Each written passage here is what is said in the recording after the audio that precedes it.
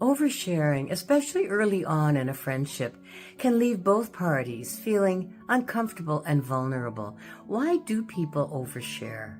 First, situations like a work project or even a haircut can create a sense of false intimacy. Being in a position where you must spend time with someone can make you feel closer to them than you actually are, leading to oversharing. Second, sometimes you feel more comfortable sharing with a stranger in a waiting room or on a plane. Since you're unlikely to see them again, the lack of lasting social consequences can prompt you to share more with them than you would with a friend. Next, you may have difficulty setting boundaries and overshare without really meaning to.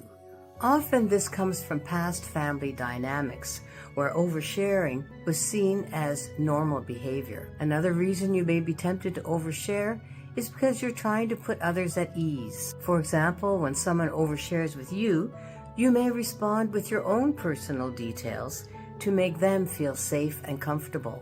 For some, oversharing stems from a desire for validation, attention, or even the potential of growing a social media following. This can be especially common for those looking to make a name for themselves, build influence, or build a business online.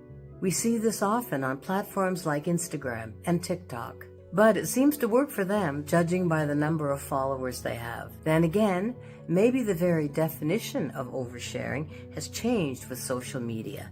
In other words, what you and I would consider oversharing is simply the norm these days in order to engage people. But consider this quote that I found on TikTok. Oversharing is leaking your energy.